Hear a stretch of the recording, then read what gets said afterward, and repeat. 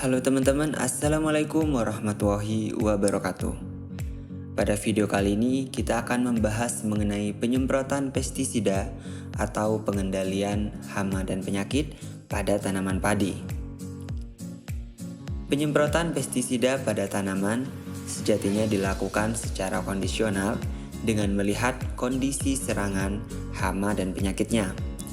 Namun, untuk tindakan preventif, pada tanaman padi bisa dilakukan penyemprotan 4 kali, yaitu 2 kali pada fase vegetatif, yaitu pada umur 15 dan 35 hari setelah tanam, dan 2 kali pada fase generatif, yaitu pada umur 45 sampai dengan 55 hari setelah tanam sebelum pembungaan dan 75 hari setelah tanam saat awal pengisian biji. Namun untuk kali ini kita akan membahas mengenai penyemprotan tanaman padi pada fase vegetatif saja untuk sementara ya teman-teman. Oke, langsung saja. Penyemprotan pada fase vegetatif ini kita lakukan dengan tujuan untuk mencegah atau mengendalikan hama dan penyakit seperti wereng, sundep, hama putih palsu, penyakit belas, tungro, hawar daun, dan lain sebagainya. Adapun bahan-bahan yang digunakan diantaranya ialah yang pertama insektisida. Di sini contohnya kita memakai Virtaco ya teman-teman dari PT Syngenta Indonesia yang mengandung bahan aktif chlorantraniliprol dan thiamethoxam. Virtaco di sini kita gunakan untuk mengendalikan hama sundep, wereng, dan hama putih palsu. Selanjutnya bisa ditambahkan dengan insektisida seperti Sapuro yang mengandung bahan aktif emametin benzoat untuk mengendalikan serangan hama ulat gerayak pada tanaman padi.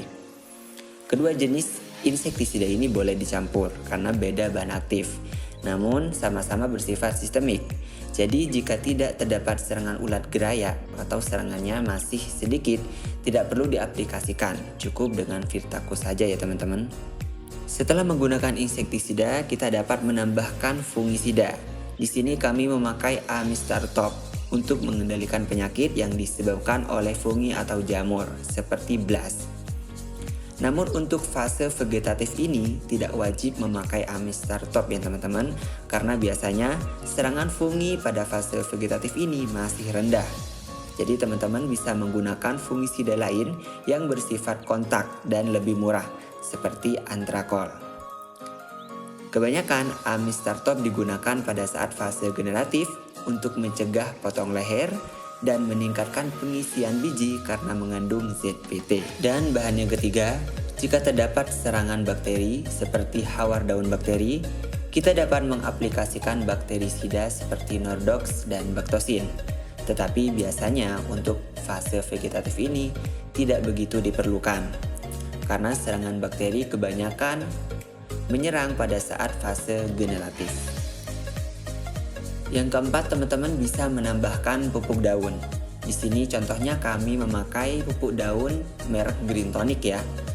Nah, pupuk daun ini untuk menambah kebutuhan unsur hara mikro tanaman melalui daun sehingga pertumbuhan tanaman bisa terpacu untuk tumbuh lebih baik lagi. Dan yang kelima, jangan lupa juga untuk menggunakan perekat atau penembus agar pestisida yang digunakan dapat secara cepat diserap oleh tanaman, terutama pada saat musim hujan. Oke teman-teman, jadi itu dia bahan-bahan yang diperlukan untuk mengendalikan hama dan penyakit pada tanaman. Dan saya sarankan untuk pengaplikasiannya sebaiknya harus melihat juga terhadap kondisi serangan hama dan penyakitnya ya teman-teman, agar dapat tepat waktu, tepat sasaran, tepat jenis, dan juga tepat dosisnya. Baik, itu saja dari saya. Kurang lebihnya saya mohon maaf. Wassalamualaikum warahmatullahi wabarakatuh.